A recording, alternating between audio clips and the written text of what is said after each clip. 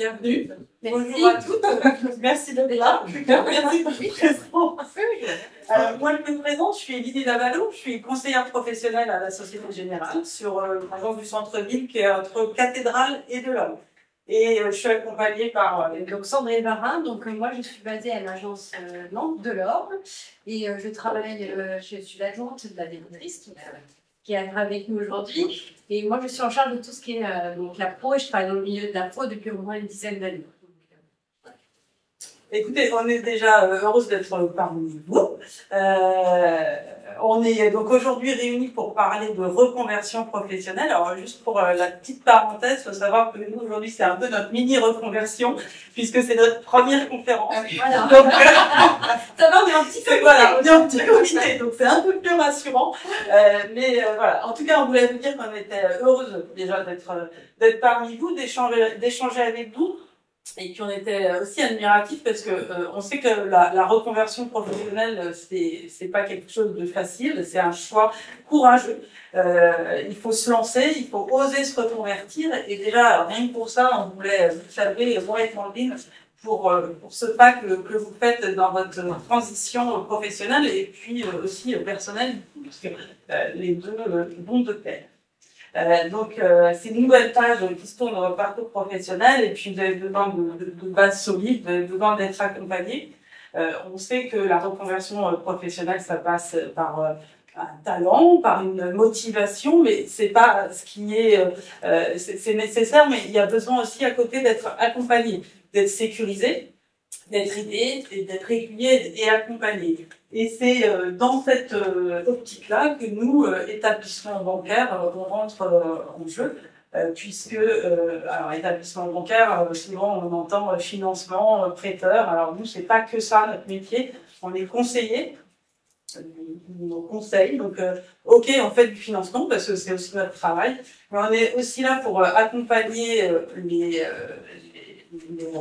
clients, les prospects qui veulent se reconvertir, les aider, les aiguiller et puis les soutenir aussi financièrement, puisque c'est un de nos rôles.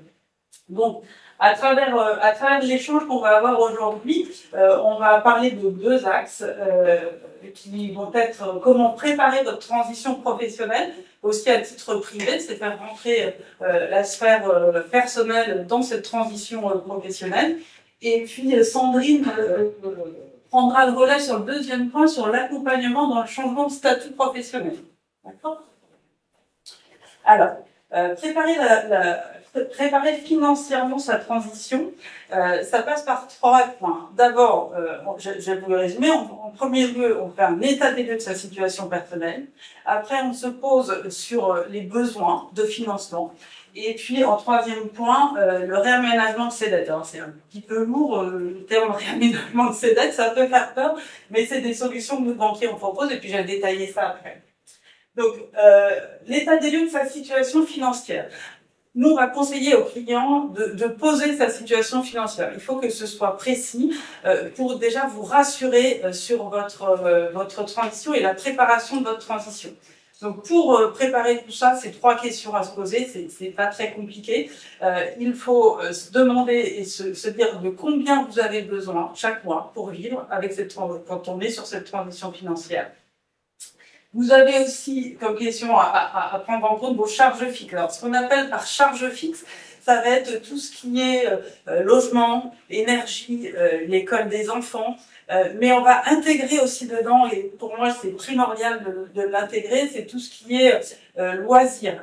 Il faut impérativement que vous gardiez un train de vie. Vous avez un train de vie aujourd'hui qui va peut-être changer justement avec cette transition professionnelle puisque il peut avoir une perte de revenus, mais il faut intégrer quand même dans votre budget et dans votre charge ces loisirs qui doivent être importants, même psychologiquement, puisqu'il y a cette transition qui va prendre beaucoup de temps, mais il y a tout le reste aussi.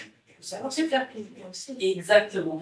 Et puis, il y a votre épargne. Alors, l'épargne, c'est trois points. C'est l'épargne que vous avez déjà faite, l'épargne que vous allez pouvoir continuer à faire et l'épargne que vous allez utiliser Nous, en termes bancaires, on appelle ça apport, l'épargne que l'on peut utiliser.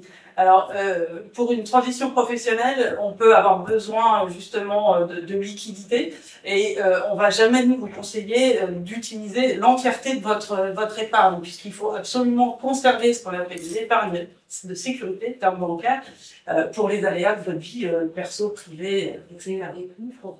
Et ou professionnelle. Exactement. Voilà sur l'état des lieux. Alors oui, c'est des choses importantes. Tout ça, on peut y réfléchir, on peut y penser. Ce qui est super important, c'est de poser un tableau Excel noir sur blanc. Déjà, ça va vous démontrer ce que vous avez, sur les points sur lesquels vous avez réfléchi. Et puis surtout, ça va vous rassurer puisque vous allez avoir des choses chiffrées. Le deuxième point, c'est le financement. Alors, on est banquier, on finance, finalement. Vous avez le droit de venir nous voir pour justement nous demander un financement. Alors, ça peut être un financement parce que vous avez des études à reprendre, une formation à payer. Ça peut être aussi parce que vous avez besoin d'un nouveau PC, une voiture pour vous déplacer. Mais tout simplement aussi une perte de revenus, compenser une perte de revenus. On sait qu'une transition professionnelle, si vous êtes salarié et que vous passez indépendant, enfin entrepreneur, il y a une période pendant laquelle ça va être un peu plus compliqué en termes de revenus, sauf si vous avez des aides à CARPA, je crois, ce genre de choses qui peuvent venir là. L'acre, merci. Mais c'est important. Et nous, donc, en tant qu'établissement bancaire, on a des solutions à vous proposer, qui passent, vous les voyez là, on a le prêt étudiant. Alors, comme son nom l'indique, c'est effectivement réservé aux étudiants, mais il n'y a pas de limite d'âge. C'est-à-dire que il faut avoir le statut, mais auparavant, on avait un âge jusqu'à 29 ans, maintenant c'est plus le cas. Si vous avez une attestation d'étudiant, vous pouvez nous solliciter pour un prêt étudiant. Ok.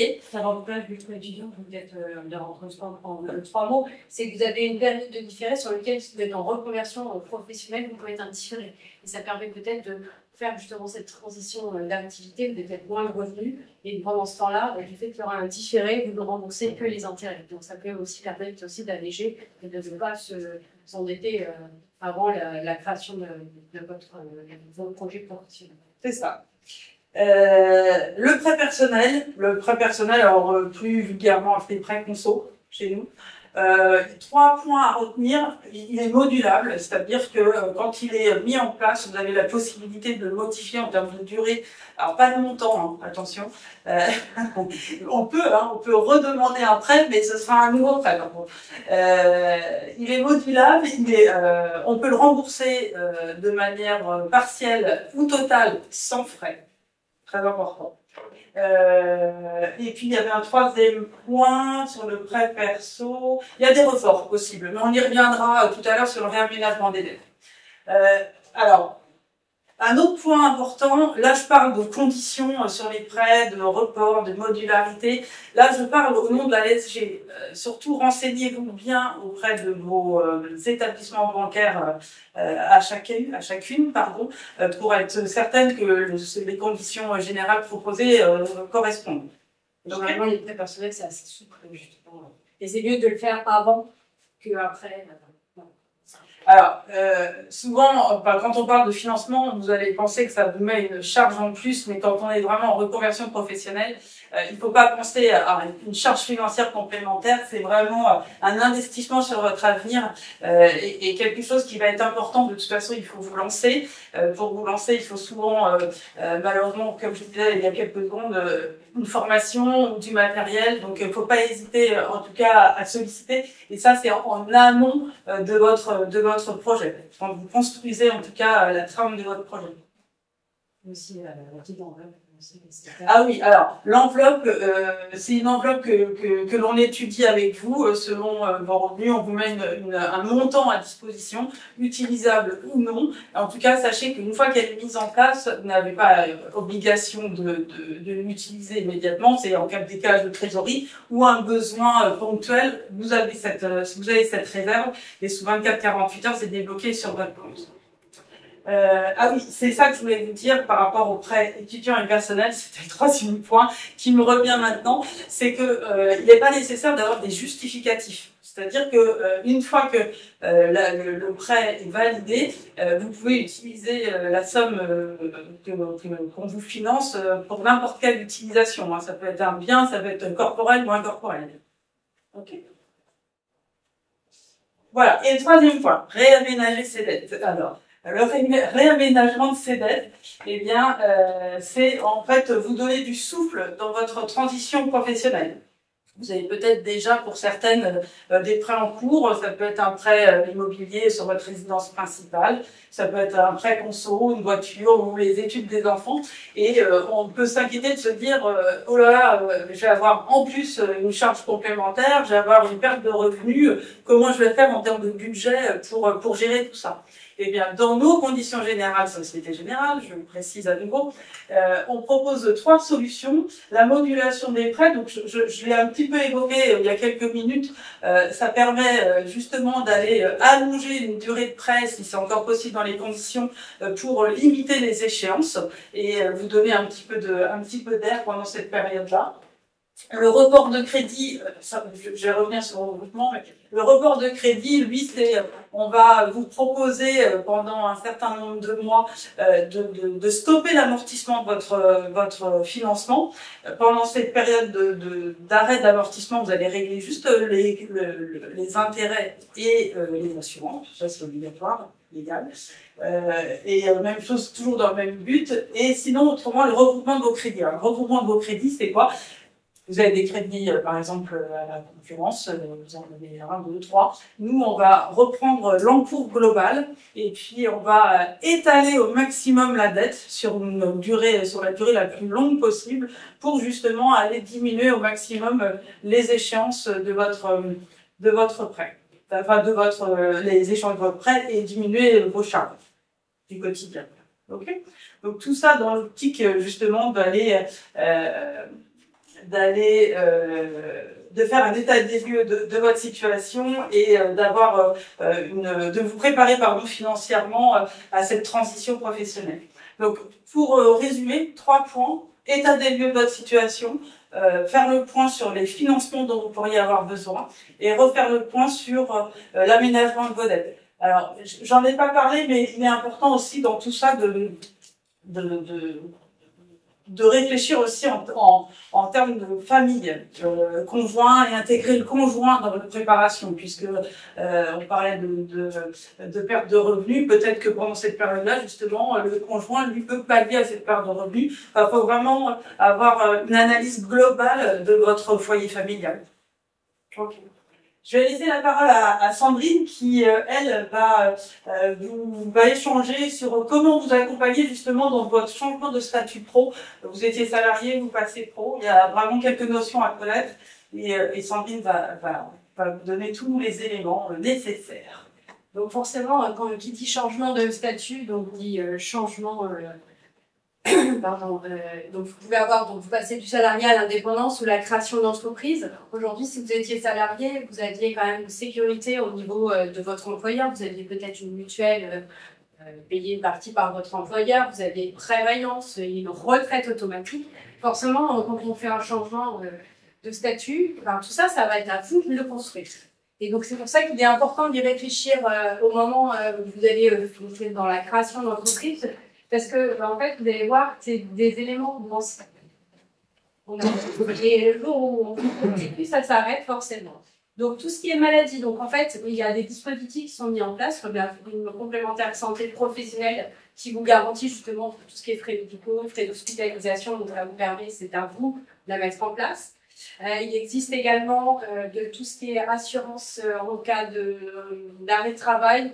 En cas de maladie, ça vous permet d'avoir un complémentaire, des revenus complémentaires, pour en fait la différence entre l'indemnité journalière et les revenus que vous aviez auparavant. Il existe aussi également des contrats en cas d'arrêté ou de décès pour protéger vos proches. Voilà, ça existe. Et la retraite également qui est un peu minimisée quand on est indépendant. Et donc c'est important de mettre, il existe des dispositifs retraite pour justement capitaliser sur votre retraite pour pour l'avenir, forcément, quand il y aura la partie retraite qui arrivera. Donc, tous ces points-là, en fait, ça rentre dans des dispositifs que mis à disposition pour les indépendants. C'est ce qu'on appelle la loi Madelin, qui vous permet de pouvoir déduire, ce sont des charges déductibles quand vous serez indépendant. Donc en fait, comme on le dit, la prévoyance, c'est pas un filet de sécurité, enfin, c'est indispensable, c'est un filet de sécurité indispensable à votre maintien de revenus ou de votre retraite future. Et c'est important de le mettre en place à ce moment-là, parce qu'une fois que vous aurez créé votre activité, eh ben, vous aurez beaucoup de choses à faire, et vous passerez à autre chose, et vous en reviendrez peut-être quelques mois ou quelques années après, mais après, il peut arriver, malheureusement, moi j'ai eu le cas d'un client qui a eu malheureusement un AVC et qui a dû, heureusement qu'il était bien couvert, parce qu'il a dû actionner tous ces leviers-là, et c'était quand même plus serein pour pouvoir mettre, entre guillemets, sa société en sommeil, et pour pouvoir se dire, ce que j'ai créé, je le perds pas. Et un jour, je vais reprendre mon activité. En attendant, je fais face, je ne perds pas de revenus pour protéger ma famille.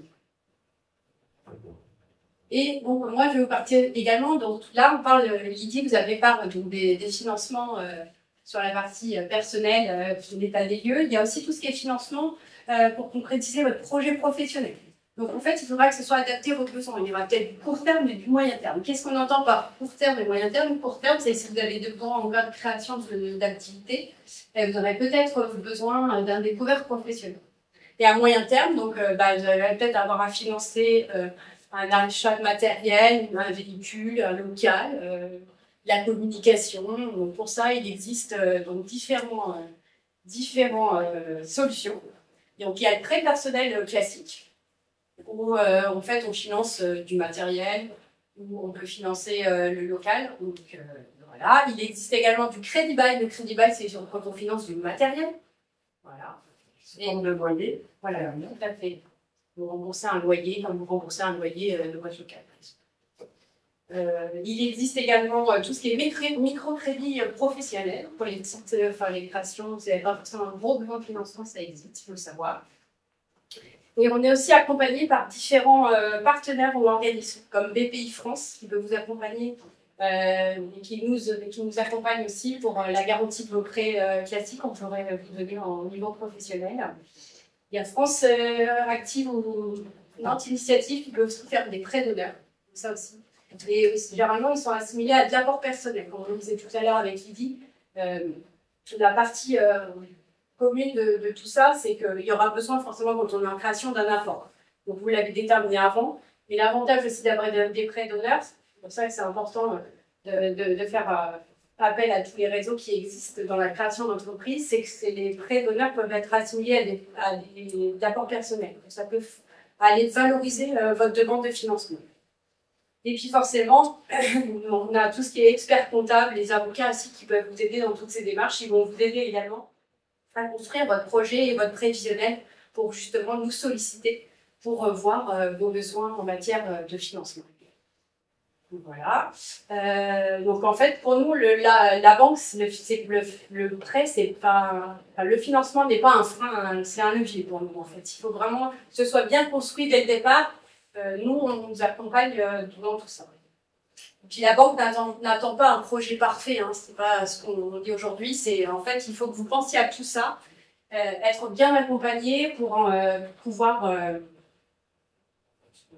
bien avancer, préciser votre projet. On a besoin en fait sereine. Voilà. Puis les personnes qu'on a en face de nous, c'est pas un plan de financement, c'est quelqu'un qui a une idée, qui est motivé, qui veut avancer, qui est crédible. Voilà. Donc en conclusion, préparer sa transition professionnelle. Donc comme on le disait avec Lydie, c'est bien analyser sa situation financière. Trouver des financements adaptés à ses études ou à sa reconversion professionnelle, c'est gérer ses dettes, c'est construire un budget de transition, c'est très important. C'est aussi être accompagné dans son changement de statut et mobiliser tous les dispositifs qui sont mis à votre disposition. Donc vous n'êtes pas seul. Vous êtes entouré de partenaires financiers dont nous faisons partie, au même titre que votre comptable ou que votre avocat. Donc, notre objectif, c'est de vous accompagner pour vous sécuriser et croire vos ambitions. Donc, mesdames, oser, rêver, oser planifier et oser demander de l'aide. On est là pour vous accompagner si vous avez des questions. On se retrouve. Alors, soit vous avez des questions tout de suite, n'hésitez pas. J'espère qu'on a été clair. Et puis, si vous le souhaitez, on peut se retrouver sur le stand. On est tout au fond, juste avant l'estrade.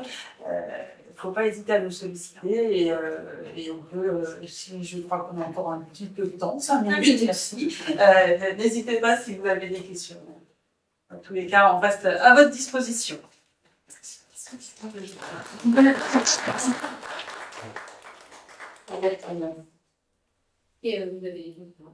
Est-ce que c'est ce à quoi vous attendiez sur notre échange, notre intervention? Est-ce que vous aviez des attentes justement par rapport à cette conférence et à ce milieu bancaire? J'ai une question, c'est est-ce que le dispositif d'accompagnement est déjà quand on est en auto-entreprise, micro-entreprise, donc quand on a un SARL ou statut? Non, après, non, c'est la même chose. Vous restez des pros dans tous les cas, quel que soit le statut que vous avez choisi. La seule différence qu'il y aurait par rapport à ce que vous dites, par rapport aux autres auto-entreprises, c'est que ce que vous mettez en place, vous avez un micro, vous avez un abattement. Quand vous êtes en entrepreneur individuel ou en société, c'est des charges réelles. Voilà, c'est ça la différence. Le financement est le même. Le financement est le financement est le même. Voilà. Tout. Pas forcément, parce que comptablement par rapport à la prévoyance, oui. Parce que par exemple, si vous faites un prêt en auto-entreprise, c'est pas une charge déductible, ça rentre dans le forfait. Donc c'est pour ça que je disais tout à l'heure une dame qui était venue sur le stand, bien être sûr du statut. C'est pour ça qu'il faut être accompagné par des avocats ou des experts comptables pour bien au moins faire un prévisionnel pour voir quelles sont vraiment réellement vos charges aussi à titre professionnel. Parce qu'en fait, si des fois, moi j'ai déjà eu le cas de clients qui au départ ils ont dit oh bah c'est pas grave, je me mets en auto-entrepreneur, mais en fait au final il avait plus de charges que d'abattement. Et donc en fait c'était moins intéressant. Et là en fait après il a eu la possibilité de changer de régime. Et voilà, c'est important parce que c'est ça, voilà, c'est important, c'est de calibrer quelles sont vos charges. On l'a dit à titre personnel, mais à titre pro, c'est pareil.